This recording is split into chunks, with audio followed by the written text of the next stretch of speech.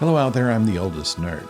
In Farscape this week, Dargo is in what they call Luxon hyper rage. He's focused on Crichton because he's a fellow humanoid, and Crichton manages to hide from him for about 3 days.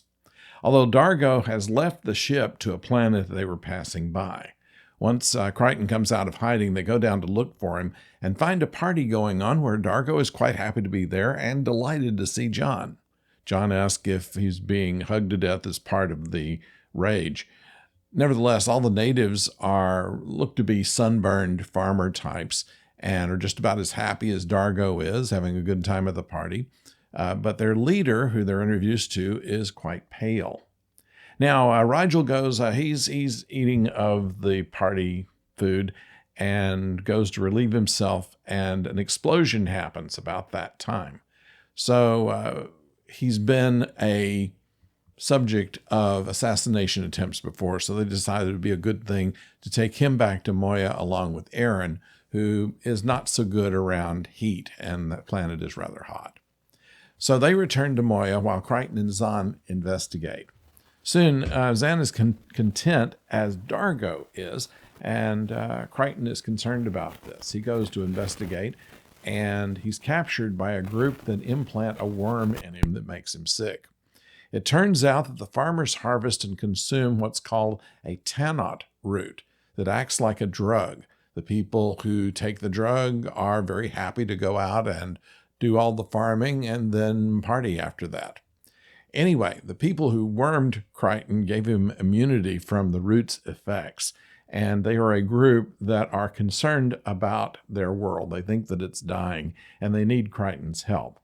So this is an opportunity to learn more about most of the characters in this episode, not the guest characters, but rather our regulars. Firstly, Rigel is so completely different than everybody else. He's a useful character for odd things to happen to. We already know that he farts helium, he eats constantly, and now he has some gut chemicals that are different. So that's what we find out about Rigel. We'll find out more about him sometime down the line. We also learn more about Dargo. He has 2 desires in life, he revealed to Zahn. One, to be a famous warrior of whom songs are written, and to have a family and tend a garden. Erin has discovered herself that she can be more than a warrior. She is the one, once they return to the ship, that she needs to treat Rigel for whatever caused the explosion. It turns out it was him. So she has to diagnose and treat him using Moya's technology, and eventually saves his life, but she obviously has no idea what she's doing while she's doing it. She has Pilot to try to help her along, but even Pilot says that there's not a whole lot that he can do to help her. But once she shows this vulnerability and her concern for even understanding anything of science, Erin impresses Pilot apparently. In fact, Pilot admits that although Moya has a tremendous amount of technical knowledge, Pilot understands very little of it.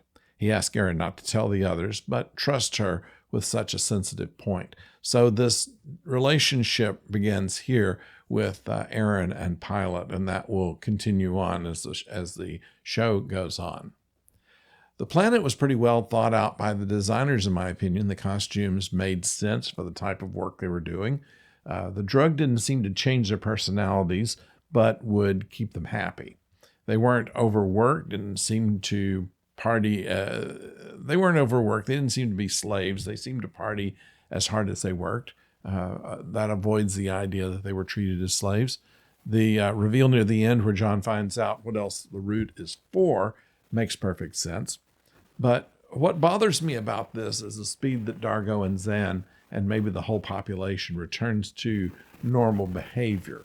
Was Crichton so persuasive in the end? And if he was, why didn't Dargo believe him in the beginning? As always, I enjoy John's cultural references. They're as foreign to the others as the Palmonian meat hound is to him. They seem to understand enough, except when Erin mistakes Woody for the Willies. So that's what I think about this episode. Please don't forget to subscribe and like. We'll be back with Talking Movies with Professor O on Thursday. We'll be talking about Master and Commander, The Far Side of the World. And I'll be back on Saturday also for a review of Episode 6 of Starfleet Academy. So thank you for joining us, and until next time, don't go far.